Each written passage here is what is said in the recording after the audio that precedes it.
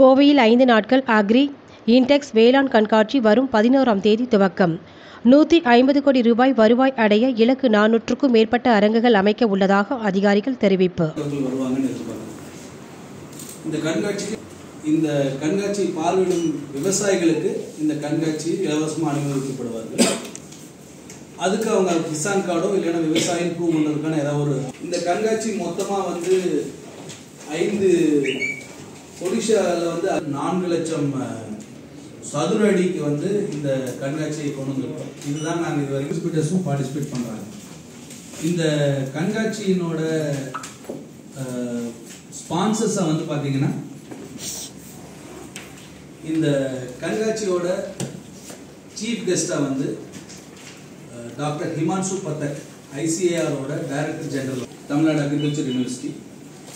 இரண்டாவது doctor S V Balasubramaniam, chairman.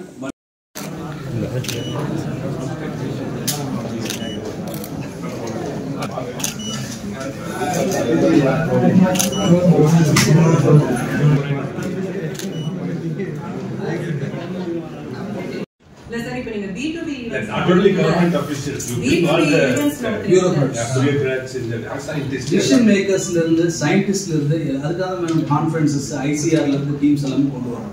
So we are bringing a platform இந்த மாதிரியான concerns address பண்றதுக்கு என்ன வழிகள் இருக்கோ அதுக்கு தான் அக்ரி கமிஷன் இப்போ கொரியன் பிளாட்ஃபார்ம் போடுறீங்க.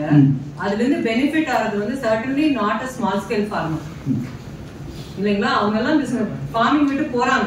இல்ல மேடம், இது கொரியன் கம்பெனிஸ்ல நான் கொண்டு வரது எல்லாமே small implements. It's not combined harvester மாதிரியான பெரிய மிஷின்ஸ் கிடையாது.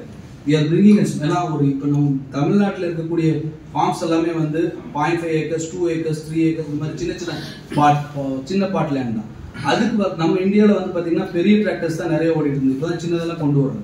ஸோ அதெல்லாமே we are bringing. ஸோ சின்ன ஃபார்ம் டூல்ஸ் ஒரு கதிர இருக்கிற அருவாலேருந்து கம்பைன் ஹார்வெஸ்டர் வரைக்கும் எல்லாத்தையுமே காட்சிப்படுத்துவோம். இன்னைக்கு ஆள் கிடைக்காம இருக்கக்கூடிய வேலைகளை அட்ரஸ் பண்றதுக்கான சில பிளாட்ஃபார்மாக தான் இது பண்ணுறோம். It is not a complete solution. Whatever we can do, we are trying. we are bringing a platform. அவ்வளோதான். ஏன்னா 2 பேரையுமே கலந்துக்க வச்சு பேசிக்க வைப்போம். டிசிஷன் மேக்கர்ஸும் வர்றாங்க, சஃபரர்ஸும் இருக்காங்க. ஃபார்மிங் கம்யூனிட்டியோட என்னென்ன ப்ராப்ளமோ அதெல்லாம் அட்ரஸ் பண்றதுக்கான பியூரோக்ராட்ஸை கொண்டு வரணும்.